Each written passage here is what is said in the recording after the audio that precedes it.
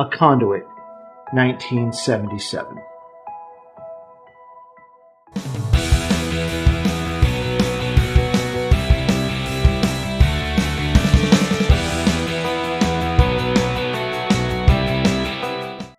September 1977. I am 7 years old. I just started CCD, After School Catholic Catechism class. In 2 years, I will take Holy Communion for the first time. I need to be consumed by the Holy Spirit. They give us 4 Gospels to read, a conduit to salvation. But instead, I am consumed with Star Wars. I see an advertisement in the Daily Breeze. It announces Star Wars characters appearing in person at the local Toys R Us in Torrance. I need to go. After seeing Star Wars that summer at South Bay General Cinema No. 1, I thirst for any and all information about the movie, but there is little to find, except a few gossip stories I notice on the cover of People and National Enquirer at the checkout lane at Lucky Supermarket in Hermosa Beach while shopping with my mom. The Star Wars in-person event is on a Sunday morning. My mom grimaces as I ask her. We will miss church if we go. Ask your dad, she says. My twin brother and I approach my dad with the newspaper in hand. He's on his bed. He has a migraine. We never ask him for things like this. He lets my mom do them, so he can fix his motorcycles and clean his firearms. I know he doesn't believe in God, but I think he likes Star Wars. He told us it wasn't phony after we saw it.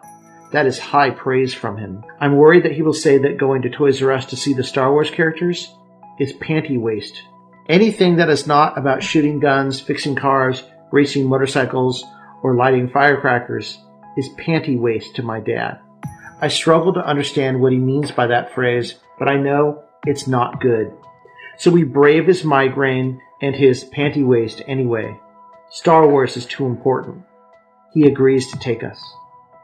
We wake up really early that Sunday morning. Well, my dad wakes up. My brother and I never went to sleep the night before.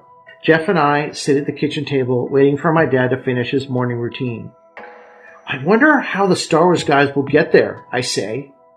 I don't know. They will probably arrive in a limousine, my mom says between sips of her coffee.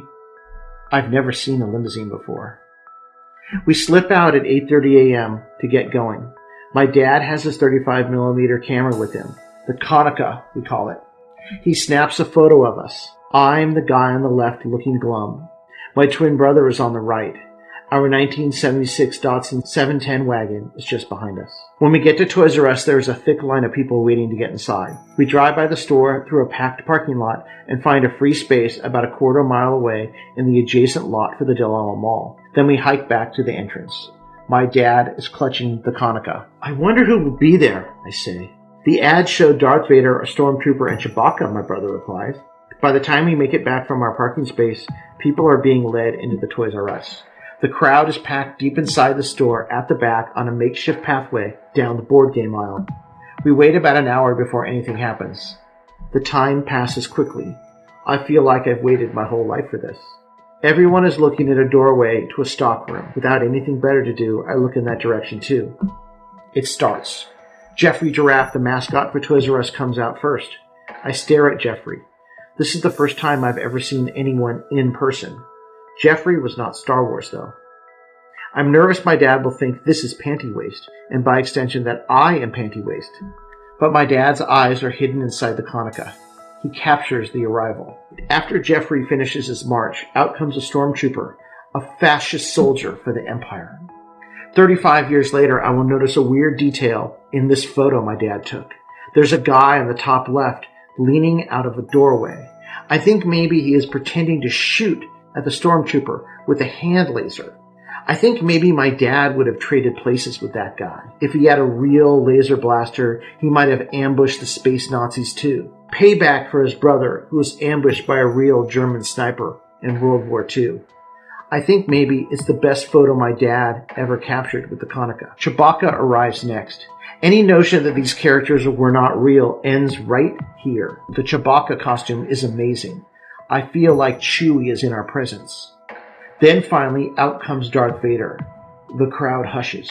I feel a tingling sense of fear and excitement. The same tingle when I find a great hiding place playing Ditcham. This is the guy who magically choked his own people from across the room. This is the guy who killed Obi-Wan Kenobi. Others are impressed with Darth Vader too. The proof captured by the Konica. 35 years later, I will notice the rebel in the upper left-hand side of the photo again. I think maybe he is no longer ambushing the stormtroopers. I think maybe he cowers behind the door. I think maybe even he knows the limit of a hand laser against the Dark Lord of the Sith. Vader passes by us. Whoa, I hear whispered. I'm not sure I actually heard it, but I decide that I did hear it. The voice came from behind the Konica. Whoa. I feel a bright spot open in my head. My dad is having fun. He might not think this is panty waste after all. Whoa means that it is okay for me to like Star Wars. I feel a sense of relief.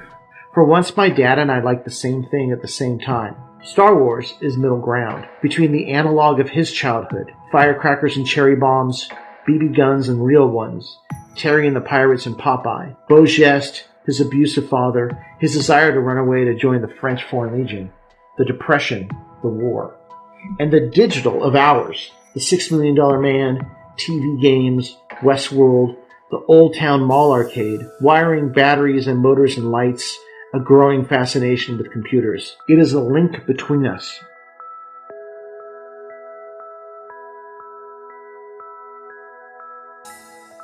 When the parade is complete, we are ushered down an aisle of posters, stickers, and notebooks that have the Star Wars name stamped on them. I want to see Star Wars again. I saw it 2 months ago. We can't afford to see a movie twice. I have $1 in quarters in my pocket, $1 earned working for my dad. I want to own something Star Wars, but something not panty waste.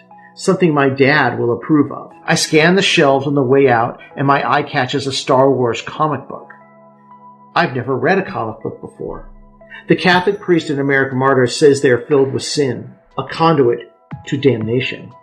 But sitting before me is an opportunity, a portal to the world of Star Wars, a way to experience it once again. I pick it up. I hold the entire universe of Star Wars in my hands. I look at my dad. He nods in approval. It's not panty waste. I pay $1 in quarters and take it home. My dad pays the tax. When I should be reading the 4 Gospels, I instead consume the comic book every day for a year and then every other day for years to come. Months later, I need to perform the sacrament of confession before I get my first communion. I hear the priest behind the screen ask about my sins. I tell him about lying, not listening to my mom, and fighting with my brother. He says that's worth 3 Hail Marys and 1 Stations of the Cross. I forget to tell him about the Star Wars comic book. Over the next 30 years, my dad tries to get my brother and I to shoot guns with him. We do, but we're not really invested. We try to get our dad to use computers. He does, but he's not really interested. He discovers God as I discover disillusionment. But without fail, we watch the next 5 George Lucas Star Wars movies in a movie theater together. Between us, a conduit.